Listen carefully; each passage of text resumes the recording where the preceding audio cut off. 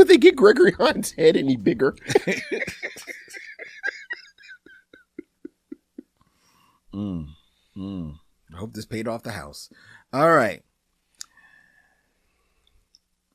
A beautiful high-tech battle android malfunctions during its trial run and seeks vengeance on the men who wronged her creator, Dr. Eve Simmons.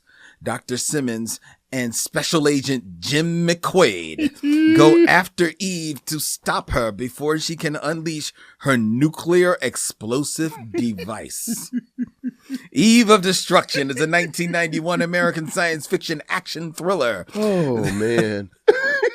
That stars Gregory Hines as Colonel Jim McQuaid and Dutch actress Renee Selgig in her first, only, and last United States film, with the dual roles as the robot's creator, Dr. Eve Simmons, and the robot Eve 8 herself.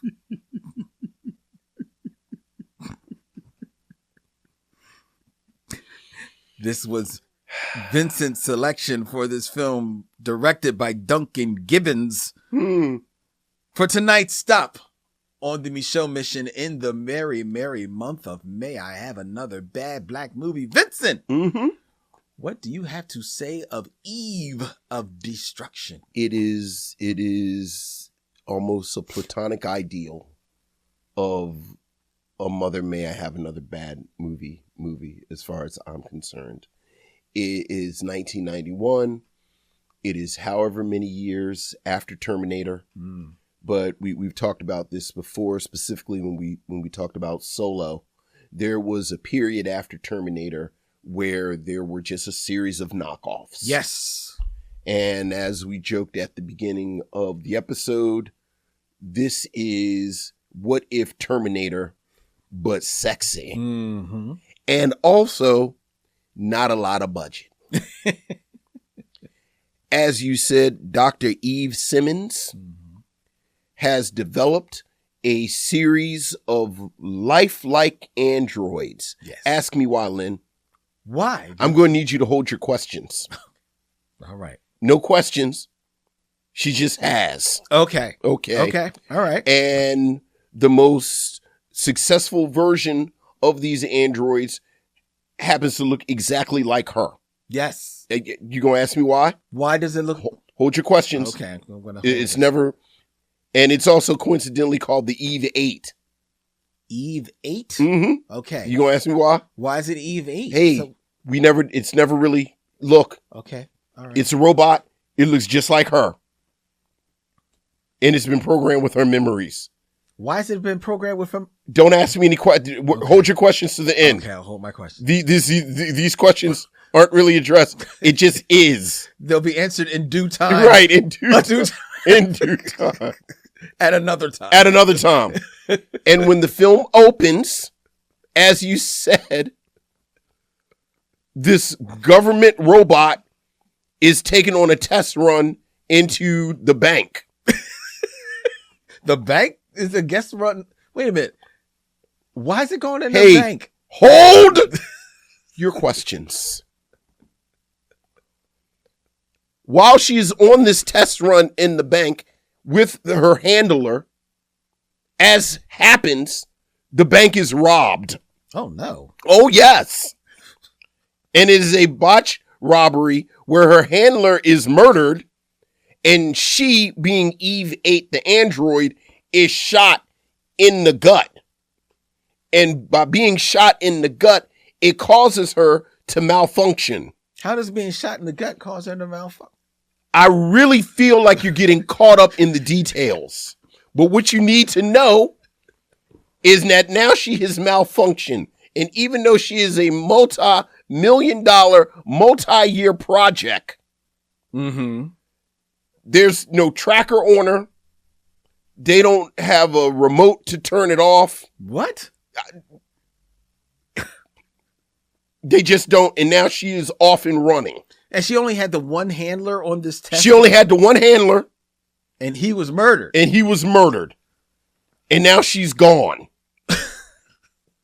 and they need to find her. So the government goes and, as you said, finds Colonel Jim McQuaid, played by Gregory Hines, who is an expert in counterterrorism, counterinsurgency, field operations, and he is, quote, our best man in the field.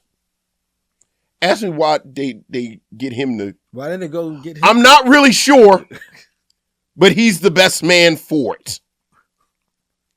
And now the search is on with Jim McQuaid, played by Gregory Hines, and Dr. Eve Simmons, as you said, played by Renee Sadwig, as they try to hunt down the android, also played by Renee Sadwig. She stops at a bar. Why did she stop at a bar? I'm glad you asked. Apparently, she has been programmed with the memories of Dr. Eve Simmons. And when Dr. Simmons was a teenager, she used to drive by this bar and fantasize about going into the bar. Wait a minute. So she has the doctor's memories and her fantasies? And her fantasies, which then leads to one of the many great lines in this film, where Jim McQuaid asked Dr. Simmons, are there any more of your teenage sex fantasies that I should know about? Which is an actual line of dialogue that was written on a page that they handed to Gregory Hines and told him to read. She continues on this mission of appetite and revenge. Wait a minute, appetite?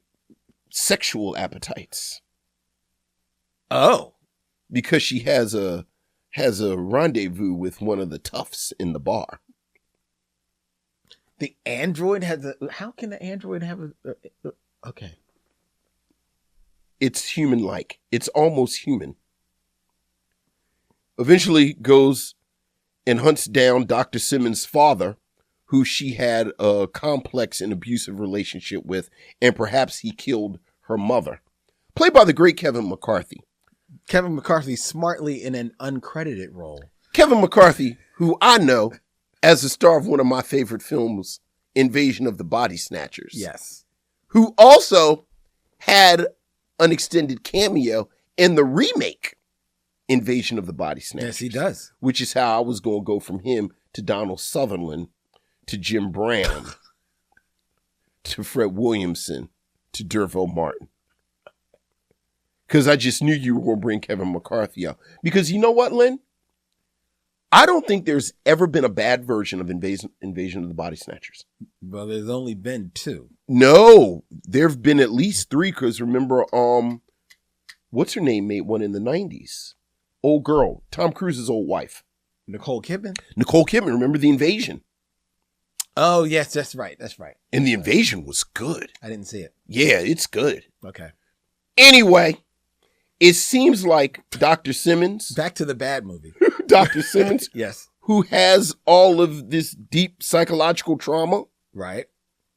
Maybe you shouldn't have put those memories in. Yeah, maybe we should have vetted the in the murder robot. Without the off switch. Right. Without the off switch, which is bad enough she's a murder robot. But then she gets into a road rage incident.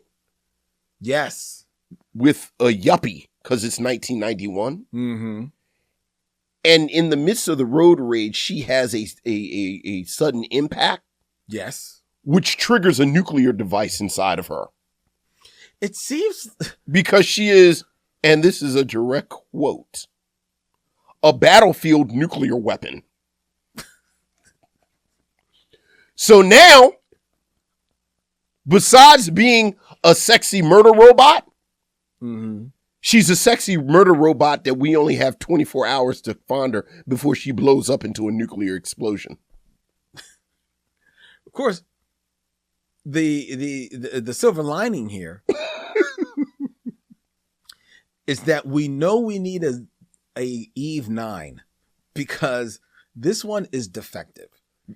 because the gunshot made it malfunction. Yeah. A car crash. And a car crash activates a nuclear device.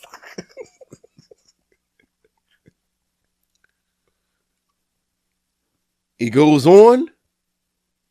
And of course they stop it. And this is a plot light film. And as you can tell, it is bad. Having said that,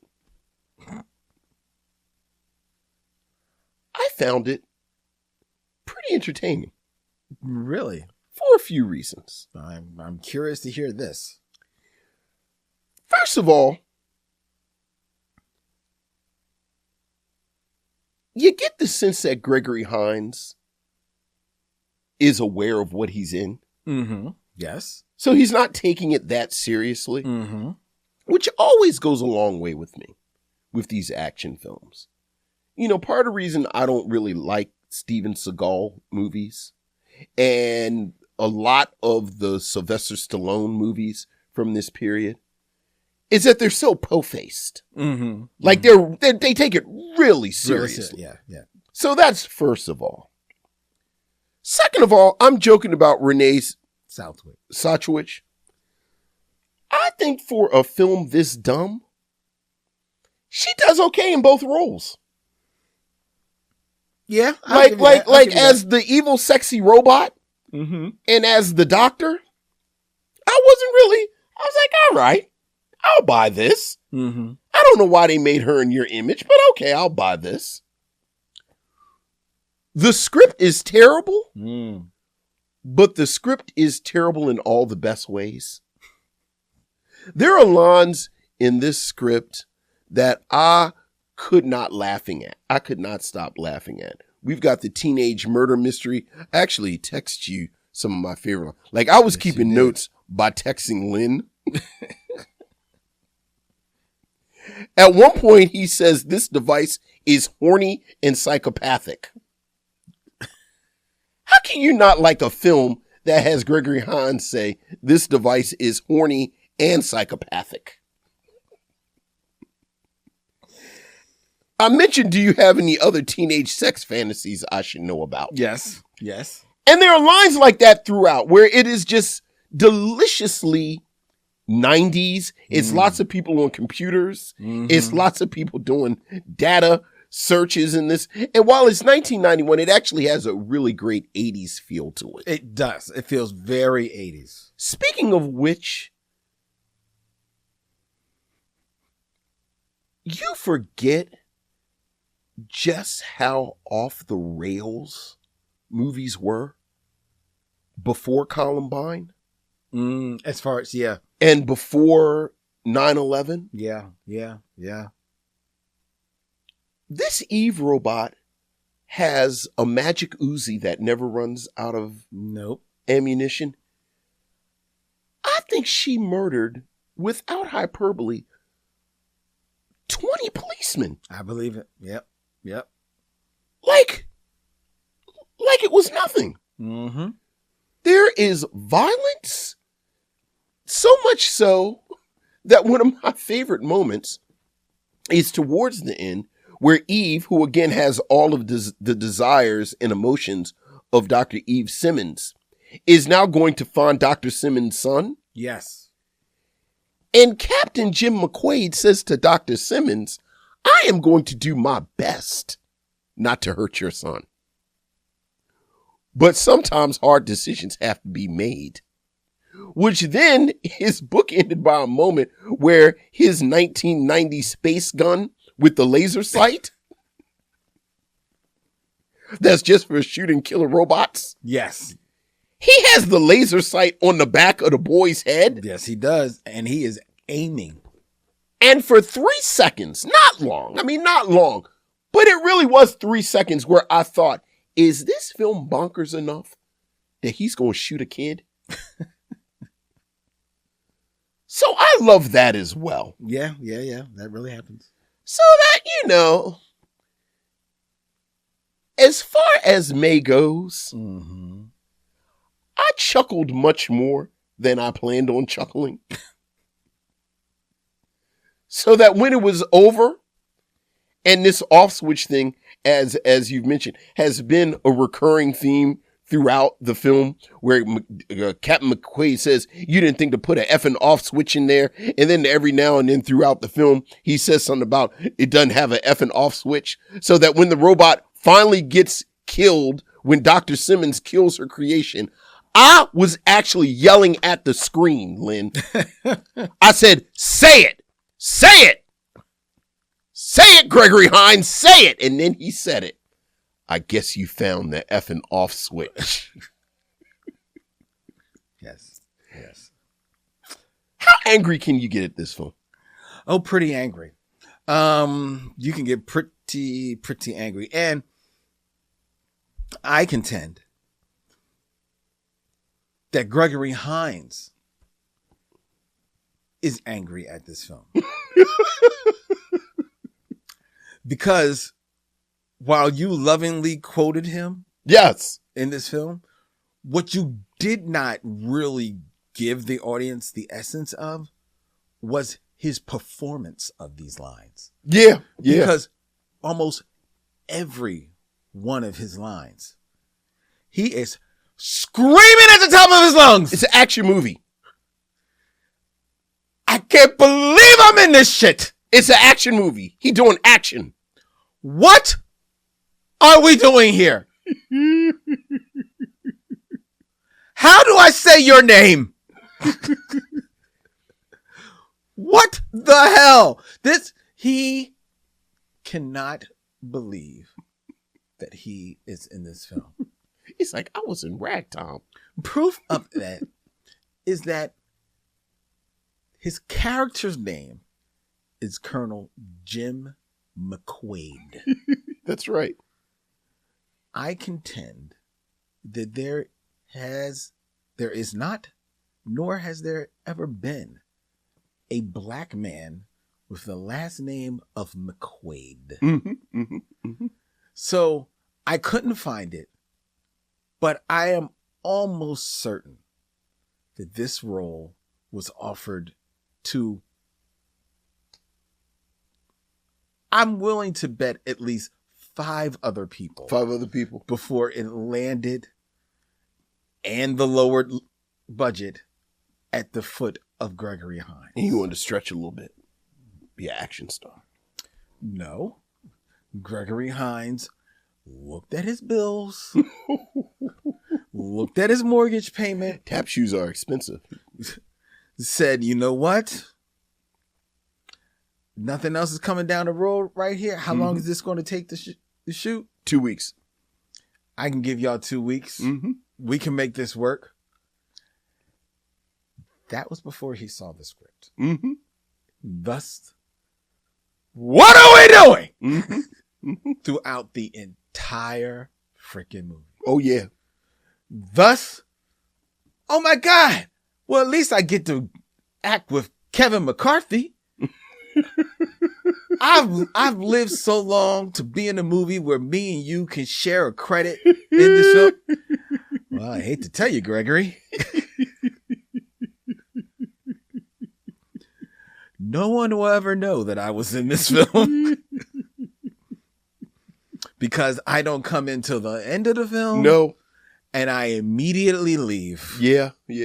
I'm sorry. At which point, Gregory Hines went to his trailer. What are we doing? What are we doing? Yeah. Throughout the rest of this film. Now, I will give you, Renee Zellweger, look, she's not bad for what she's being told. I think even... I believe she was a sexy robot. I will... More than that, while the script does her 0 favors, I feel that she effectively creates 2 characters. Yeah. I believe that the doctor that she portrays, Dr. Eve Simmons, is a different person than sexy Eve 8 robot. Mm-hmm. So, and how Eve 8 robot is reliving her memories and her fantasies, as it were, through a totally different filter. Her teenage sexual fantasies. Right. which then speaks to like, did you have no other dreams after 17? So I agree with that, but the budget of this film means that the sets for this film are very woefully under. They just look horrible. Mm-hmm. The lighting, the cinematography, the direction, it all looks horrible. They could not. They got Denise Southwig. They brought her over from, I guess, the Netherlands or wherever. She's Dutch. And they've got Gregory Hines, who Gregory said, "I'll give y'all 2 weeks, but that budget, I'm gonna need y'all to break me off a third of that."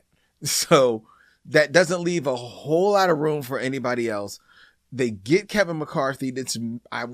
We would not be surprised if this is one of his highest paydays, but he said, "I don't want to be on the film, but just give me the money." And everybody else is just, you've seen them play these same roles in other better 80s, 90s films. It's true. So you're like, all right, so they're basically sleepwalking through their roles as well. When Gregory Hines is not screaming, he's sleepwalking or fighting to stay awake the rest of the time in this film. And it's the pacing of it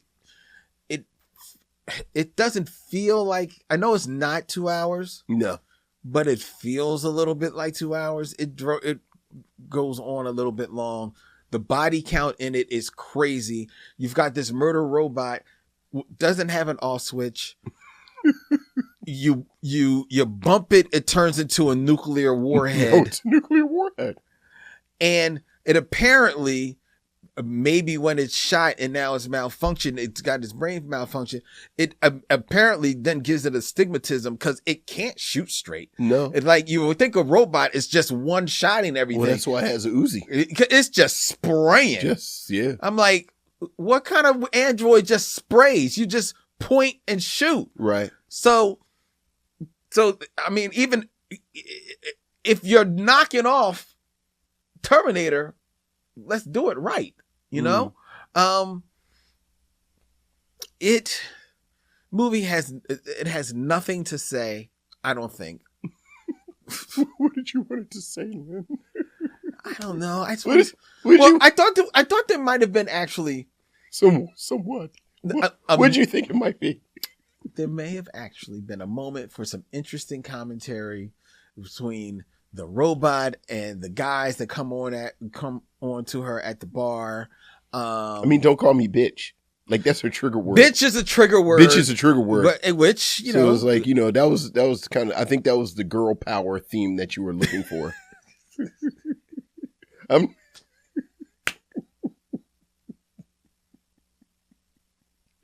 It's not exactly the Women of Brewster Place, Lynn. No, it's not.